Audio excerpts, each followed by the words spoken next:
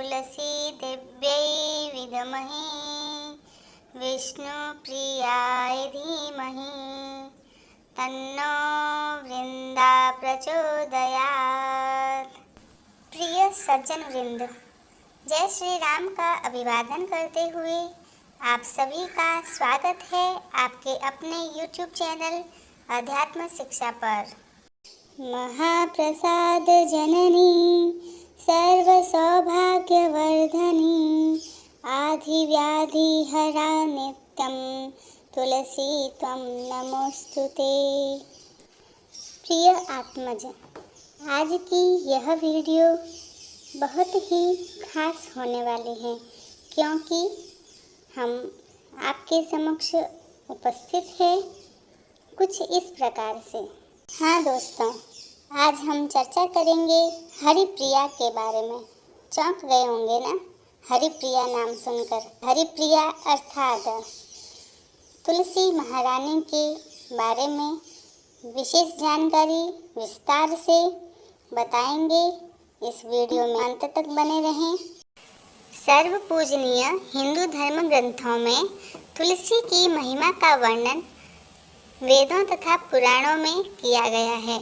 यह अनेक प्रकार के रस तथा भोग प्रदान करने वाली, दर्शन से पाप विनष्ट करने वाली, स्पर्श मात्र से पावन बनाने वाली, रोगों को समाप्त करने वाली, सेवन करने से मृत्युनाशक, भक्षण करने से प्राण शक्ति प्रदान करने वाली है। तुलसी के बिना भगवान विष्णु व श्री कृष्ण की पूजा अधूरी मानी जाती है। अनेक व्रत और धर्म कथाओं में तुलसी का महत्व बताया गया है। तुलसी के पौधे का महत्व पद्म पुराण, ब्रह्म वैवर्त पुराण, स्कंद एवं भविष्य पुराण के सहित गरुड़ पुराण में भी बताया गया है। गरुड़ पुराण के धर्मकांड के प्रेत कल्प में लिखा है कि तुलसी का पौधा लगाने से, उसे सींचने से तथा ध्यान, स्पर्श और गुणगान करने से मनुष्यों के पूर्व जन्म के पाप खत्म हो जाते हैं। ब्रह्म वैवर्त पुराण के प्रकृति खंड में लिखा है कि मृत्यु के समय जो तुलसी पत्ते सहित जल पीता है वह हर तरह के पापों से मुक्त हो जाता है। स्कंद पुराण के अनुसार जिस घर में तुलसी का पौधा होता है और हर दिन उसकी पूजा होती है तो ऐसे घर में यमदूत स्वयं प्रवेश नहीं करते। स्कंद पुराण के अनुसार बासी फूल और बासी जल पूजा के लिए वर्जित है, परंतु तुलसी दल और गंगा जल बासी होने पर भी वर्जित नहीं माना जाता, यानी ये दोनों चीज़ें ही अपवित्र नहीं मानी जाती है। आगे ब्रह्म वैवर्त पुराण में श्री कृष्ण जन्म खंड में लिखा है कि घर में लगाई हुई तुलसी मनुष्यों के लिए कल्याणकारिणी, धन पुत्र प्रदान करने वाली, पुण्यदायिनी तथा हरि भक्ति को देने वाली होती है। सुबह सुबह तुलसी का दर्शन करने से 1.25 मासा यानी 1.25 ग्राम सोने के दान का फल मिलता है। ज्योतिर्विज्ञान के अनुसार जिस घर में तुलसी का पौधा होता है वहाँ वास्तु दोष नहीं होता। इस पौधे को घर के पूर्व उत्तर कोने में लगाना चाहिए। वहीं भविष्य पुराण में लिखा है कि तुलसी का पौधा घर के दक्षिण भाग में नहीं लगाना चाहिए, इससे दोष लगता है। आपकी जिज्ञासाओं को मद्देनजर रखते हुए तुलसी महारानी के ऊपर वीडियो बनाई गई है। वीडियो पसंद आए तो लाइक एवं शेयर अवश्य करें। वीडियो को स्किप ना करते हुए अंत तक बने रहें। श्री हरि की प्रिया तुलसी महारानी का चयन पूजार्थ के लिए कैसे करना चाहिए। स्कंद पुराण का वचन है कि जो हाथ पूजार्थ तुलसी चुनते हैं वे धन्य हैं। तुलसीम ये विचंतवंती धन्यास्ते कर पल्लवा। तुलसी का एक एक पत्ता न तोड़कर पत्तियों के साथ अग्रभाग को तोड़ना चाहिए। तुलसी की मंजरी सब फूलों से बढ़कर मानी जाती है। मंजरी तोड़ते समय उसमें पत्तियों का रहना भी आवश्यक माना गया है। सभक्ति पूर्वक तुलसी मंत्र का उच्चारण करते हुए पूज्य भाव से पौधे को हिलाए बिना तुलसी के अग्रभाग को तोड़ें। इससे पूजा का फल लाख गुना बढ़ जाता है। तुलसी दल तोड़ने का मंत्र। तुलस्य मृत जन्मासि सदा त्वं केशव प्रिया, चिनोमि केशवस्यार्थे वरदा भव शोभने। त्वदङ्गसम्भवे पत्रे पूजयामि यथा हरिं, तथा कुरु पवित्रांगी कलो मलविनाशिनी। अथवा संक्षिप्त में ओम सुभद्राय नमः, ओम सुप्रभाय नमः मंत्र का उच्चारण करते हुए भी ठाकुर जी की सेवार्थ आप तुलसी दल को तोड़ सकते हैं। लेकिन ध्यान रहे, जूते चप्पल उतार कर प्रार्थना पूर्वक तुलसी दल को विनम्र भाव से ठाकुर जी की सेवा के लिए तोड़ना चाहिए। तुलसी दल चयन में निषिद्ध समय। वैधृति और व्यतिपात, इन दो योगों में तुलसी दल का चयन नहीं करना चाहिए। मंगलवार, शुक्र और रवि, इन तीनों वारों में, द्वादशी, अमावस्या एवं पूर्णिमा, इन तीन तिथियों में, संक्रांति और जनना सोच तथा मरना सोच में तुलसी दल को तोड़ना मना है। संक्रांति, अमावस्या, द्वादशी, रात्रि और दोनों संध्याओं में भी तुलसी दल न तोड़ें। किंतु तुलसी के बिना भगवान की पूजा पूर्ण नहीं मानी जाती। अतः निषिद्ध समय में तुलसी वृक्ष से स्वयं गिरी हुई पत्ती से पूजा कर सकते हैं। पहले दिन के पवित्र स्थान पर रखे हुए तुलसी दल से भी भगवान की पूजा की जा सकती है।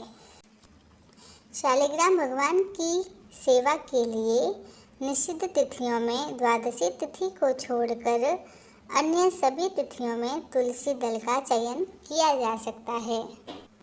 जिस तरह तुलसी दल की सेवा करना, सम्मान करना आध्यात्मिक और वैज्ञानिक दृष्टिकोण से फायदेमंद होता है, ठीक उसी प्रकार उसका अपमान करना विष्णु के क्रोध को आकर्षित करता है। इससे बचने के लिए सावधानियां बरतनी जरूरी होती है। पौधे के पास पेशाब करना, मल त्याग करना या अपशिष्ट जल फेंकना पूर्णतया वर्जित माना गया है। पौधे की शाखाओं को उखाड़ना एवं काटना इसे भी वर्जित मानते हैं। किसी कारणवश यदि तुलसी का पौधा सूख जाता है तो धार्मिक अनुष्ठानों के समय में इसे जल में प्रवाह कर लेना चाहिए, लेकिन इधर उधर या किसी गंदी जगह पर नाली नालों में इसे नहीं फेंकना चाहिए।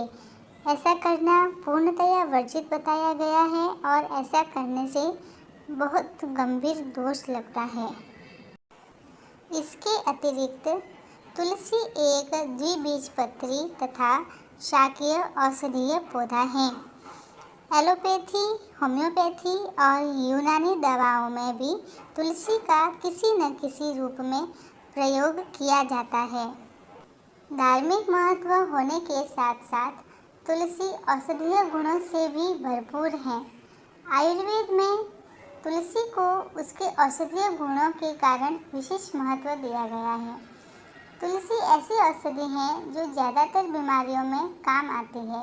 इसका उपयोग सर्दी, जुखाम, खांसी, दंत रोग और श्वास संबंधी रोगों के लिए बहुत ही फायदेमंद माना जाता है। तुलसी विटामिन और खनिज का भंडार है। इसमें मुख्य रूप से vitamin C, calcium, zinc, iron और क्लोरोफिल पाया जाता है।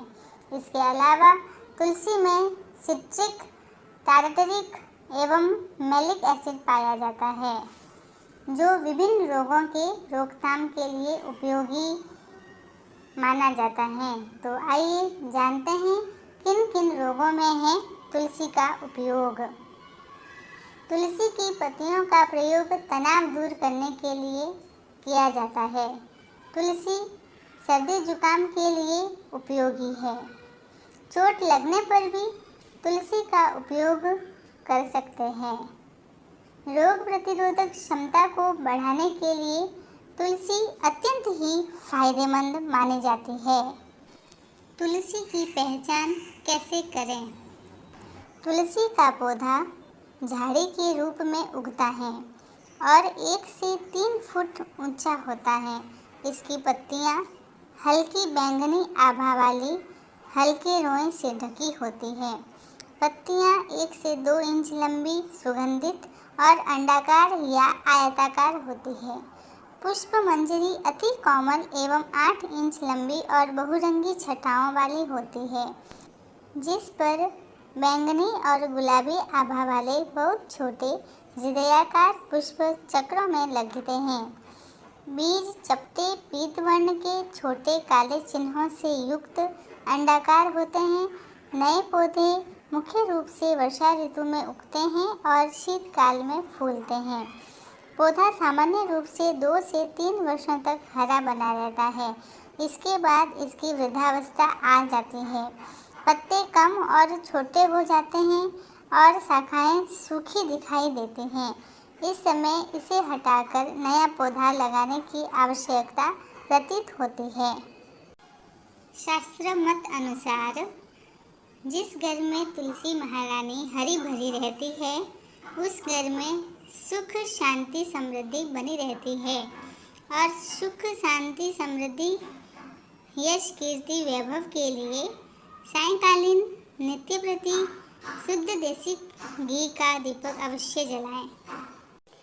शास्त्रोक्त पद्धति अनुसार तुलसी पौधे की देखरेख किस प्रकार से करनी चाहिए?